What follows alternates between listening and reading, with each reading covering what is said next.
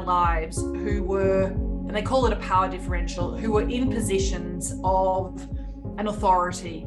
We either loved them because they were somebody who took care of us, or we respected them, or we were in situations where there was an intensity of emotion. Now, that could have been like the volume way up on either rage or indeed lots of other emotions. So we as human beings, we pay attention to and we make decisions when we're in heightened states. And those heightened states can actually be influenced by people who are in authority, or people who we respect and admire, and people for whom we rely upon for our survival needs. I'm sure you all know this. So we sometimes take on beliefs about life or about ourselves or about our futures when we're in these situations where there's this particular influence. So some of us had role models who were angry, and they were either angry about the way that life wasn't working out as it should, and should is actually a really interesting word. They talk about people shoulding on themselves. And I've often heard this, and I used to say this: if people are shoulding around you, make sure you put up an umbrella that is actually steel, so that as the shoulding continues to fall on their own heads, it doesn't fall on yours. Right? Does anyone know what I'm actually referring to there? Sometimes when you're with somebody who's doing a lot of complaining, what'll happen is they'll be the energy to actually receive more of that which they're complaining about. And heaven forbid that they actually attract into your life that which they're complaining about, because you're in the listening of that. It sounds like, oh no, I want to be there and listen to people who are complaining because I love helping people to feel better about themselves. Yeah. Positive psychology, and indeed I am about spending time with people who might be in an awareness of something that they want to complain about. However, they can literally flip it. And so, you know, I've had friends who say to me as they're complaining that their spouse or their partner in a romance, you know, kind of situation has betrayed them. And so they're complaining about the shame, the embarrassment, the being betrayed. And we could listen to that, except that what I would encourage someone to do is think about, well, what would you prefer? What would you prefer? You'd prefer somebody to be loyal and honest and faithful, right? And so what's the opposite of being angry? What is the opposite of being angry? Does anyone want to share with me? Happy. Accepting, loving, at peace, in a state of surrendering, forgiving, happy. You're absolutely right. At ease. Thanks, Laura. Thanks, Lee.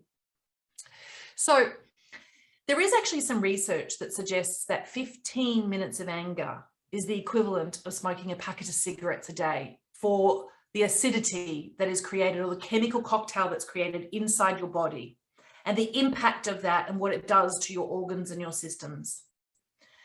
And there is actually a lot of medical research that has been published around the impact of significant emotions felt intensively for periods of time. And what's interesting is that the period of time can actually be pretty fleeting, quite short. So when I am in the presence of somebody who's angry about life not working out the way that it should have done, or they're angry about what is happening to them based upon either the economy or the government or the climate or their friends or their family. You get the idea. They need to dive into Positive Prime. And the beautiful thing about a Positive Prime session is you don't actually need to work on the negative or the limiting beliefs. You literally just, it's like find and replace. Who knows that functionality? You just find and replace.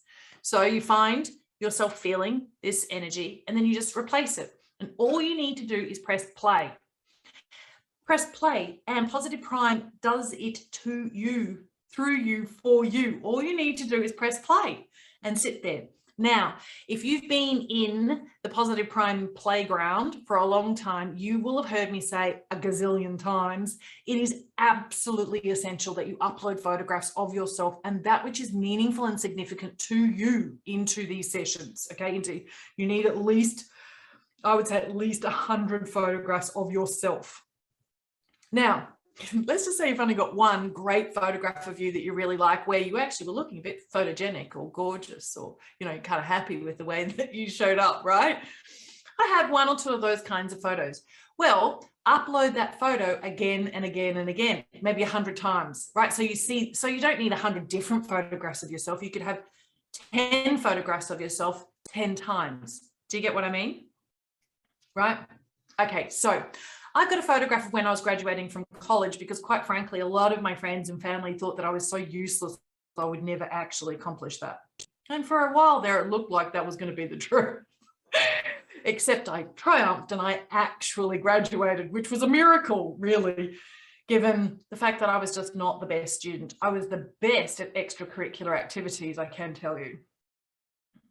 Right, so I've got lots of photographs of me, and I was graduating and there's this photograph of me and I, you know, have my gown and cap on and blah, blah. So anyway, business school was actually a big deal for me. And that photo reminds me, and of course, reminds my identity, my attachment to my feeling of agency in the world, that I can accomplish something, that I can actually achieve something. Right, so I have lots of copies of that photograph uploaded. Alrighty, so what are the sessions that are really fantastic if you actually are dealing with a little bit of this anger inside your body? And that anger inside of your body is extremely unhealthy, and so we would really love that we completely release it. Okay, anybody got any ideas? So no, yes. All right. Do you want me to screen share for you? All right, let's screen share, shall we? And let's go through the options if you're really trying to deal with anger. And let's actually go with the fact that Dr. Catherine actually suggested that patience is really important in this subject, because impatience can lead to anger. So let me just put up here in the search bar, patience. Oh, guess what? There's a session on patience. Why did I create it? Because it takes one to know one. Right? I've got to be one of the most impatient human beings on the planet. That's really good. I'm actually a manifestor in human design, for those of you who know human design. And I believe the better that you know yourself, the better that you have an opportunity to actually be a force for good in your own transformation. And highly likely most of us actually want to improve or enhance some area of our lives. And so we want something to transform. Well, best that we actually are our own best friends and supporters and cheerleaders in that transformational journey. Most of us do need somebody to hold our hand, or somebody to pull us along when we're actually a little bit stuck in the mud. Some of us need somebody to be the wind beneath our wings. Anyway, so this patience session is something that I think is really fantastic. I watch it relatively regularly as a reminder. I'm much better with respect to patience. Hey, do you know what? I used to be, and most people have heard me say this, I used to be absolutely terrible about procrastination. It was something that I absolutely had to work on. Well, that was a lot about my own perfectionism, certainly 20 years ago, maybe not in the last 20 years. And so I created this particular session that's around procrastination. And you know what? I used to get so angry at myself that I didn't get what I needed to get done before a deadline. And now it's really interesting, because I drive everybody in our team to get more done sooner, faster, earlier. And I am always impressed by the kinds of professionals that I work with who can deliver before a deadline. It says to me that they really honor and respect the opportunity that they've been given to contribute something significant, that they've usually been well paid for, and that they actually understand that delivering before a deadline makes them look good and actually creates this beautiful, great vibration, really high frequency around the outcomes, right? And so I am well known now as the kind of person who gets a lot more done than most people sooner in the day or earlier in the day than most people. And I have literally transformed procrastination, and I am very proactive. I take initiative, I make things happen, I follow up, I follow through, I drive. And it's not just about ambition, it's about who I decided I wanted to be, because I didn't want to be angry at myself for just kind of letting it languish and kind of not actually creating this inertia.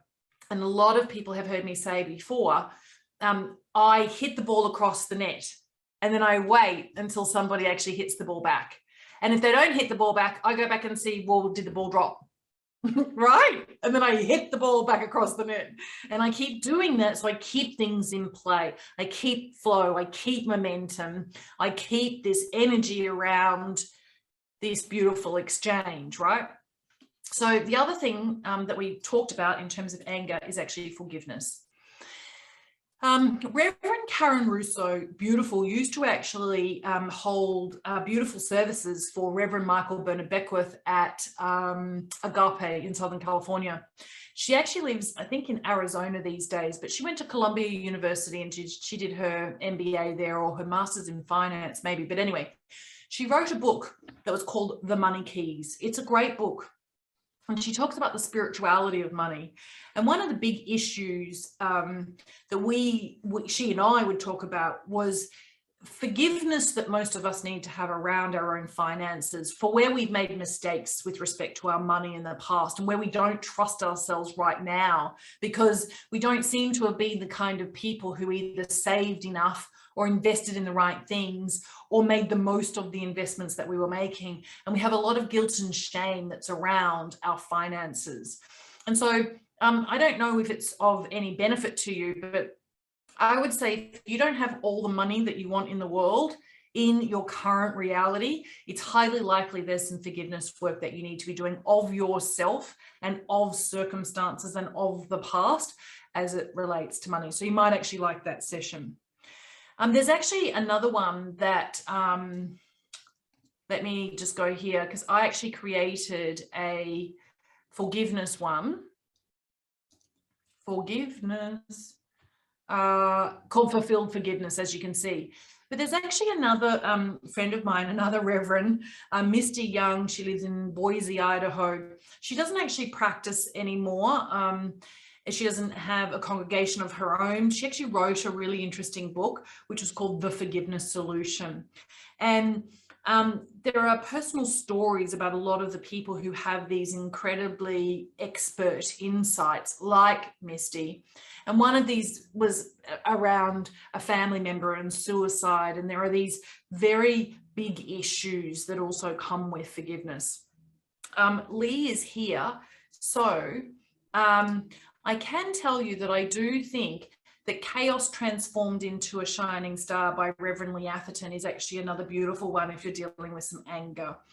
Now, as an end-of-life chaplain, Lee is a gorgeous human being, and we're just about to release a podcast interview that we've done with Lee.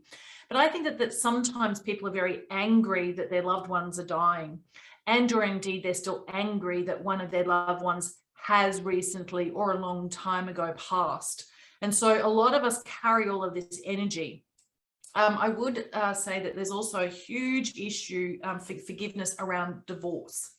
A lot of the clients that I have coached over many, many, many years, there's this real issue about not forgiving themselves for ever having made the choice to marry this person who in the end seemed like they were absolutely not the right or the best for their higher self, and that they actually made these decisions around marrying this person for all sorts of reasons that are no longer valid, right? So there's a lot of forgiveness work that needs to happen to release the anger that comes around these endings. So there is some others. There are some others. Who wants to tell me what you would watch in terms of dealing with anger? Guess what?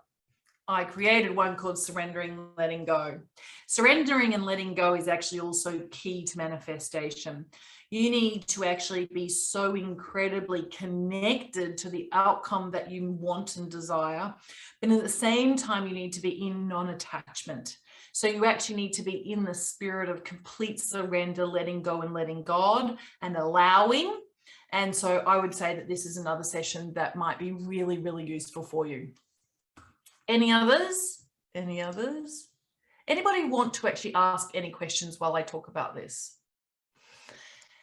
Here's a beautiful coach, Melody, saving my marriage and transforming my relationship for joy. Beautiful, beautiful session. And she walks her talk. And I know that she is of integrity. And I know that she has faced some of the more serious relationship issues and healed them and solved them and thrived as a result. So I actually like our beautiful session authors who really walk their talk, they put their money where their mouth is, and they know what they're intending in their beautiful medicinal messages. Alrighty, so anybody want to say anything else? We have here with us Audrey Weidman, and Audrey and I can both tell you, maybe Audrey, you want to come out and talk about what anger does to your heart. I think I also saw Dr. Sharon Murray, who's actually a physician. She probably knows a little bit about this as well. So Audrey, what have you learned on your journey about what anger, rage, frustration, exasperation, what does that energy do to your physical heart health? It's toxic. You mentioned that it's the equivalent, like I've seen from Heart Math, which is where I got this information, is that when you experience even 5 minutes of anger, the result of the resulting decreased immune suppression is 6 hours for you to recover from 5 minutes of anger. And I've heard the same thing that you've said about how like an hour of anger is equivalent to 2 packs of cigarettes. It's just bad. Whereas if you start to feel love or gratitude, there's a similar for 5 minutes, you can then flip the switch and then boost your immune response and, you know, do a much better chemical cocktail for yourself. So it's really important to be aware when you are feeling negatively, and you can flip the switch so easily with a positive prime session. I love that, Audrey, absolutely fantastic. And I love that I am grateful. So most of you actually know, maybe you don't know this. So get this. I became a best-selling author 2 times over 15 years ago with, you know, an enormous success with this book that was available in beauty salons and day spas and health retreats and so forth.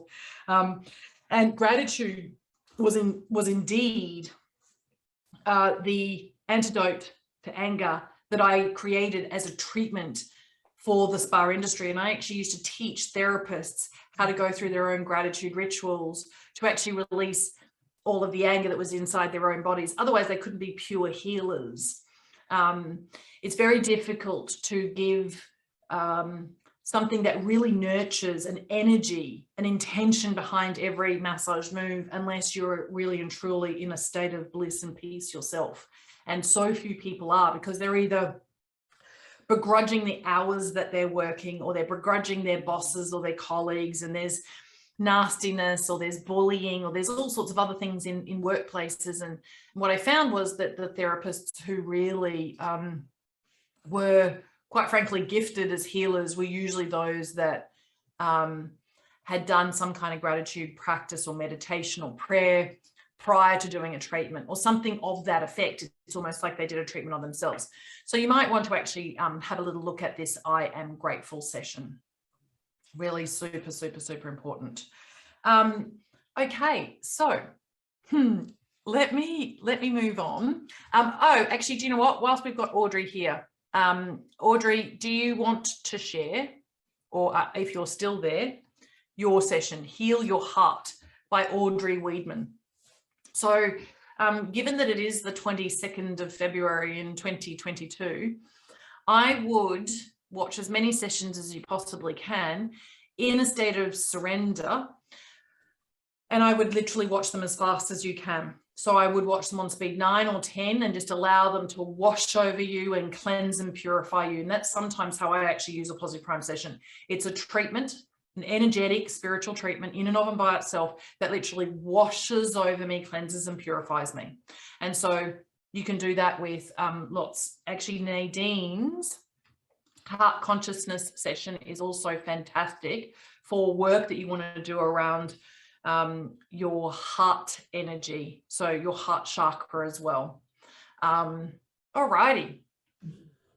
Okay, so I see that we've got a very, very beautiful person who's being honest and saying, hey, I'm living in lack. Now, living in lack is, of course, the opposite of living in abundance. So how do you get yourself into living in abundance, particularly when life right now doesn't actually show you that there is true abundance? And maybe you think that saying, I am abundant, I'm abundant, I'm abundant is a lie, right? So a couple of suggestions. Anybody else here willing to pitch in, please do.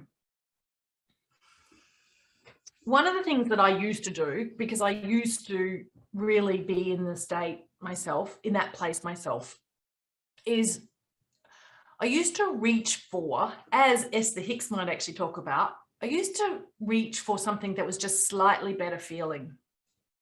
Now, for me, I had been to India. I'd actually been to India and I'd been to a 6-star resort there, this absolutely exquisite summer palace residence that was now owned and run as Ananda, this very, very, very exclusive health retreat. So I'd definitely seen opulence unlike anything I'd ever experienced before in my entire life. But on the way there, I saw a lot of the opposite. And sometimes when I have to remind myself that I am abundant, I literally go to this place, which is about being rich in lots of other ways. And I used to get out a journal and I used to write down in all of the ways that I am rich of character. And for me, it was about the fact that I am a really honest and reliable, and I used to write as many things as I possibly could. I am forgiving. I give people the benefit of doubt. And I would write down all my strengths and all my gifts and all my talents. I'm resourceful. And I would go on and on and on. And I would feel like I was very rich in terms of the depth of my character. And if you can actually attach yourself to that energy, you are more than halfway there.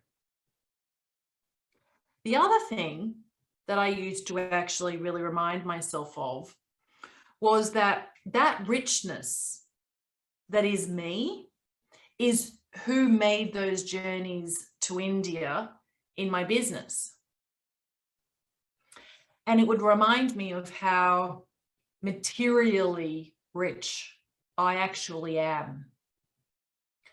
Because I saw families, extended families, living in what looked like these concrete boxes that had these old-fashioned metal, like security garage doors. They have these like roll-down doors. And inside these little concrete boxes, of which there are lots of them along these really filthy streets, there would be people who would be sleeping and eating, and they would actually not have access to their own bathrooms. And sometimes for me, that's where I went in terms of my imagination, and it was really interesting because they also had their cow tethered to their little concrete box. And there were like 10 people inside 10 square meters or 5 square meters or 3 square meters. And it was good for me to have seen that. And so arguably, I am outrageously rich. And I know that we kind of say we should never compare ourselves to others, but sometimes it behooves us to remember just how ridiculously wealthy we actually are, most of us who are in the Western world.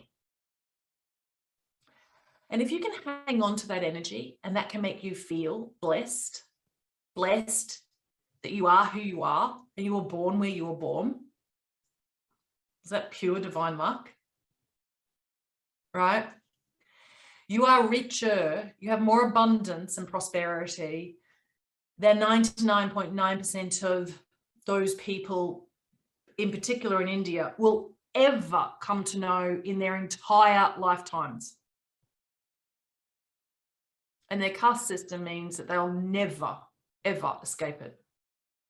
They can't and they won't. And I know that feels very heavy, but what I really hope that it will give you some ideas about is, and they often say this, if you want to feel really abundant, see if you can go and volunteer some of your time or energy in or through organizations that are well organized, that actually help those who are less fortunate than you. And a lot of people don't understand this, but and Anthony Robbins has a very famous story that's, got millions of views on YouTube about this. When you can least afford it, be generous in some grand way to tell the universe that you're willing to give up this $5 or $10, even if you've only got $10 left in your pocket. Because if you can actually send a message to the universe that you fundamentally believe that you're going to give this $10 away and another $20 is going to flow in from somewhere, right? You're literally in the flow of abundance and prosperity. Does that make sense? So this is not necessarily a conversation for me about, religious tithing. It's actually just about the fact that there is an energy of faith. So one thing that people have often asked me is about faith, and this faith energy or this trusting energy or this confidence energy. You know how the law of attraction teachers all talk about expectancy. We get what we expect. Have you ever heard about this expectant energy? So if you expect something to happen, you actually bring yourself into vibrational alignment with it. Well, Positive Prime allows you to do something which is called emotional contagion. So actually attach one energy to another. That's like you attach an energy of a photograph of something you're really grateful for to the energy of the actual subject or the topic of the session. And you're actually doing an emotional contagion. Let's call it a rainbow. It's a connection, right? So follow me, if you will, indulge me. This is how you get into trusting and faith and confidence. There is one thing that everybody on this planet trusts and has faith in and is confident about, every single one of us, and that is that the sun will rise in the east tomorrow. The sun will rise in the east tomorrow. You all agree? All right. Now, when I say that to you, something just shifted energetically inside your body. So some of us can get a yes or a no. So you can put your hand here and maybe here on your actual diaphragm, and you can say to yourself, my name is. Now, I'll be silent. I'll say it to mine, and see if you can feel somewhere in your body that there is a yes when you say your name. So my name is Kim, and I feel where I get this resonance that is, it's true. That's true. Kinesiologists actually master this as well. So my name is Kim. So say that for yourself.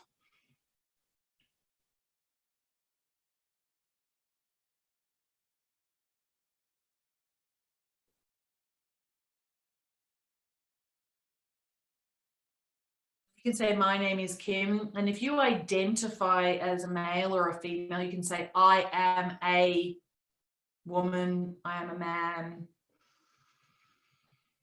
Feel the congruence, as we would call it, the alignment. And you set yourself up for this, by the way, by actually knowing the answers that are yes, like you know what your name is and you know how you identify with respect to gender, okay?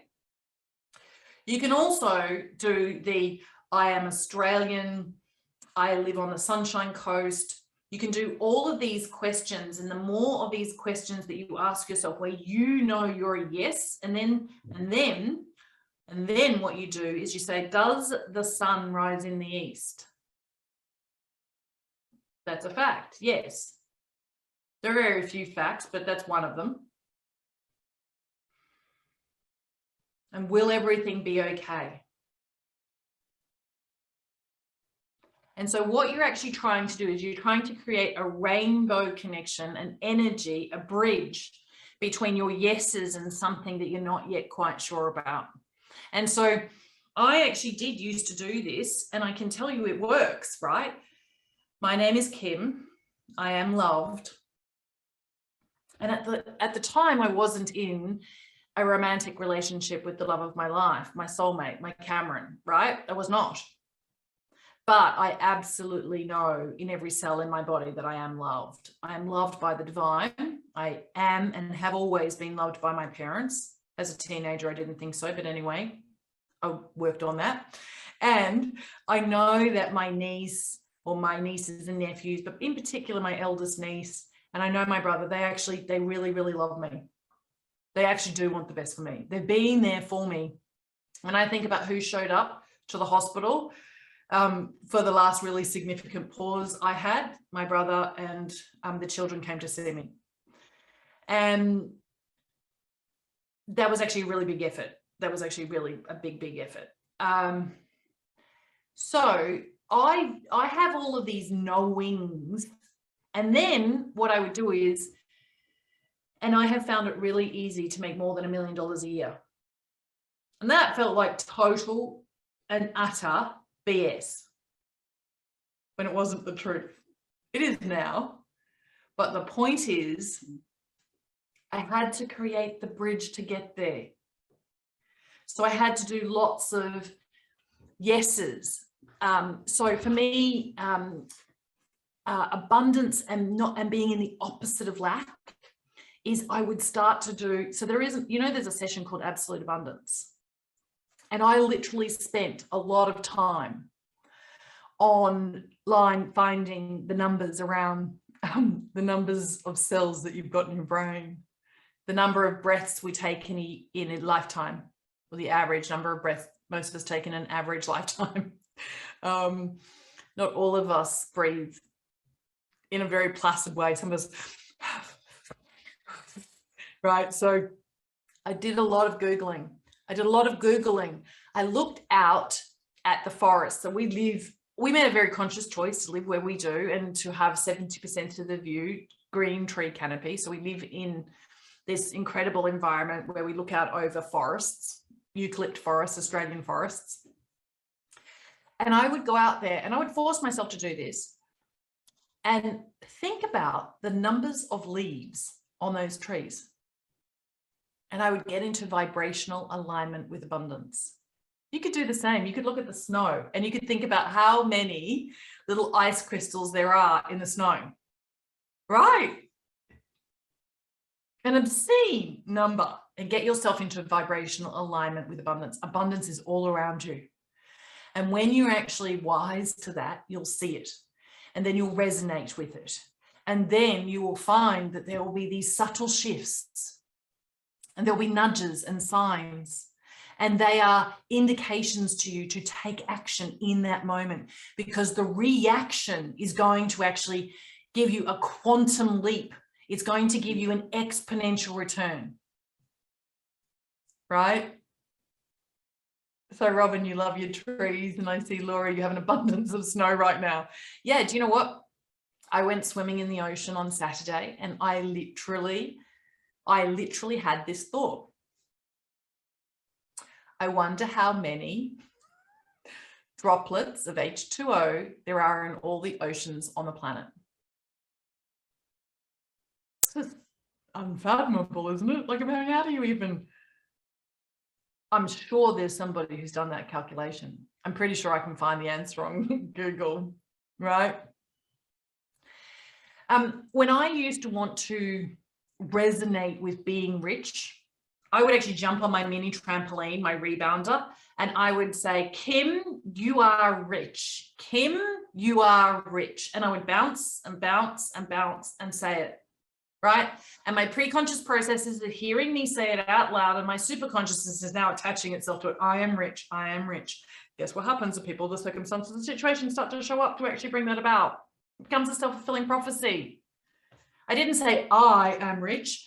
I said, Kim, you are rich. You know that in our formula in Positive Prime, we have so many you are statements because of what I was referring to before.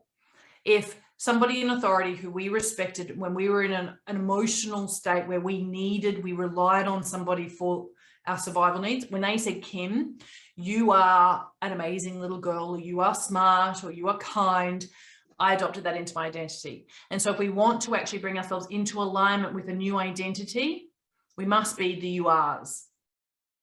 So you need to repeat to yourself an abundant number of times your name, and you are rich. And you just need to continue to do that and bring that reality about. All right. Now, you might want to do a little bit of what I do sometimes as well. So it's not like I'm rich and famous. I'm becoming more famous. I am becoming richer. I will eat a piece of rich dark chocolate. Like, that's intense. I was never a dark chocolate eater until, of course, I became lactose intolerant, which I never was until I went through 6 cardiac arrests, and then something happened to my digestive system. Fancy that. Anyway, so I look at this particular tiny piece of delicious, rich dark chocolate. It's the percentage of cacao in it, right? 80%. It's like, and as I do that, I am resonating with the richness of that chocolate. I do the same with the soil that's of the garden. And so, in order to grow your own really great vegetables or flowers, the soil needs to be rich, doesn't it? What do we do to make the soil even richer? What do? We fertilize it, don't we? We love it. If you're into Masuro Moto and water crystals, you send it loving energy. You play it, classical music. You're 70% water at least. Play yourself some rich music, some classical music. You might not be a lover of classical music, but I guarantee to you it's going to change your vibration, right? Spotify, rich tones. Excuse me, for you, that could be reggae. It's your responsibility to actually identify what makes you feel rich and what makes you identify the richness around you, right? That is actually your responsibility. You've got to do the work. You've got to make the connections. Alrighty. And so one of the fastest ways to actually shift your own vibration is to turn on some music and dance with wildness. And you feel a bit weird, that's okay. Be weird, right? The more you free yourself and the more you allow yourself, I actually just did this before. I had a client who actually had an esophagus issue, and it was because spiritually or energetically they had been suppressed, or they repressed their own voice or what they really wanted to say in the world. And so I would have them practice. They would drive home from work to their apartment and they would go through a tunnel. And whilst they were in the tunnel with their windows up, right, no one can hear, no one can see, I would have them literally say as much as they could. Are you ready? Do this to your ears because it's going to be loud. Woo!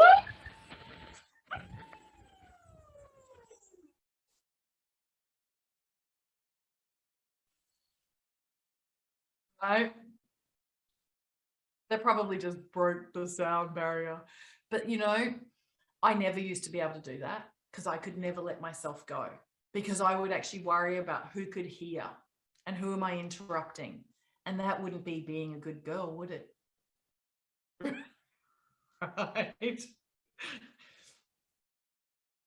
So there's an enormous amount of very relaxing, spiritual, personal development work that all of us need to do on our journey towards transcendence, right? And a lot of it has to do with us loving ourselves enough, right?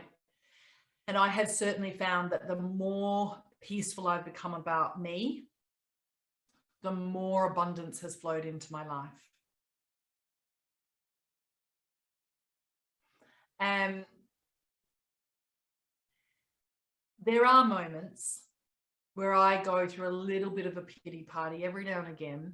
I was only thinking about this the other day, and I was sad because I've had 4 miscarriages over the last 7 years, or Cameron and I have, and we didn't really make 2 and 2. We didn't put it together that maybe because my heart was stopping, there wasn't enough perfusion, and that's why, you know, there was an issue. But I kind of think what would have happened if I got a pacemaker 10 years prior. Maybe I'd have a baby. I'd love children. But the funny thing is that if I feel that lack, that emptiness, that everybody else gets to have grandchildren, that's what everybody says. That, like, my mum has this sign on her fridge that says, if I'd known grandchildren were going to be such a joy, I would have had them first. Right. So, you know, I can definitely go to lack. And the way that I cope with that, whether it's right or wrong or good or bad or whatever, I kind of think of the people on the planet who have created something extraordinary. And I try to actually not judge whether it was either good or bad or right or wrong. But, like, let's say, for example, in my own world, Oprah Winfrey, no children. Marcy Shimoff, who wrote Chicken Soup for the Women's Soul and Chicken Soup for the Mother's Soul, and Chicken Soup, for a few other souls, and also Happy for No Reason and Love for No Reason. She has no children. And these people are beautiful anyway. And there's nothing wrong with us because we couldn't have children, even though the world will make you think that you didn't actually do what you should have done, because the only thing that really there is to life is creating life or recreating life, right? And so I think that I share this with you because it's not like I don't understand what lack is, and it's not like I haven't gone through it, and it's not like it doesn't show its ugly head every now and again, right? It does. All of us can focus on what it is that we're lacking, but it doesn't serve us, doesn't help us, doesn't support us. It doesn't turn our light on. It doesn't make us even brighter.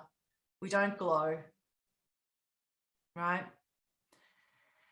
And so we have to actually focus on the opposite. Where is their abundance? Where is their richness? Where is there more than enough? Where is there more than enough? And for all of us, there's more than enough. We just have to look in the right areas, right?